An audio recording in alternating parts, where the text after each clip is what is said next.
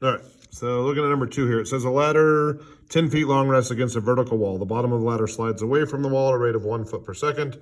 How fast does the top of the ladder slide down the wall when the bottom is 6 feet from the wall? Okay, so quite a bit of stuff there. So on any of these movement problems, we're going to attempt to draw a right triangle. So here is my right triangle. So I've got the wall and really just the portion of the wall that the ladder is leaning against.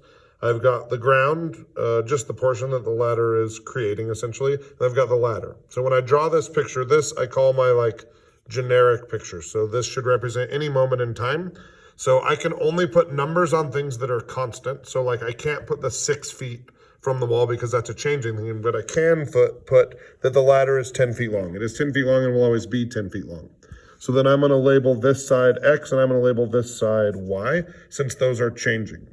Now, one question people have here is, if the bottom of the ladder is sliding away from the wall at a steady rate, then isn't the top of the ladder sliding down the wall at a steady rate?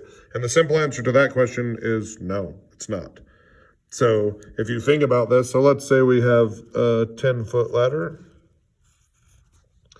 And let's say this side is 6 and this side is 8.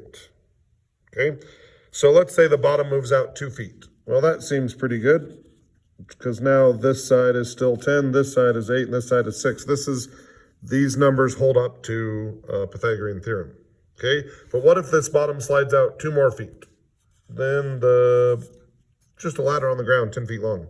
If you have ever fallen, had a ladder slide down a wall while you're standing on it, you'll know this. The closer you get to the ground, the faster and faster that ladder moves. Okay, so now we're gonna write the stuff that they told us. So they said, if the bottom of the ladder slides away from the wall at a rate of 1 foot per second. So the bottom of the ladder sliding away from the wall directly affects X. So our rate we know is dx dt. Since the ladder is sliding away from the wall, X is getting bigger. That means that 1 foot per second is positive. Okay, then there's always a rate we want to know. Sometimes multiple rates we want to know or know. This one says, how fast is the top of the ladder sliding down the wall? So that's going to be affecting Y. So my question is dy dt. I want to know how fast that's changing.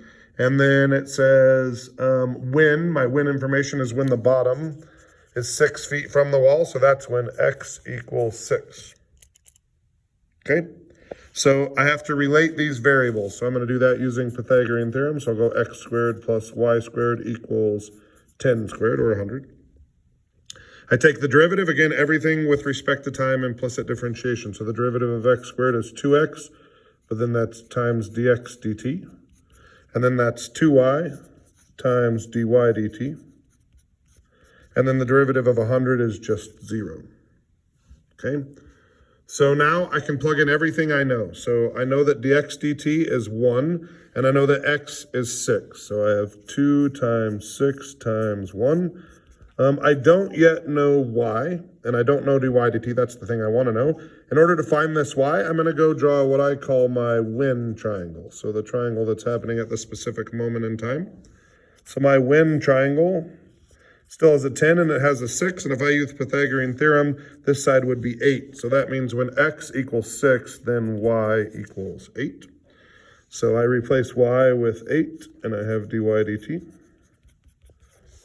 So I have 12 plus 16 dy dt equals 0. So I subtract 12 and I divide by 16 and I get negative 3/4. Or negative 0.75. We can always use a decimal if it's exact, feet per second.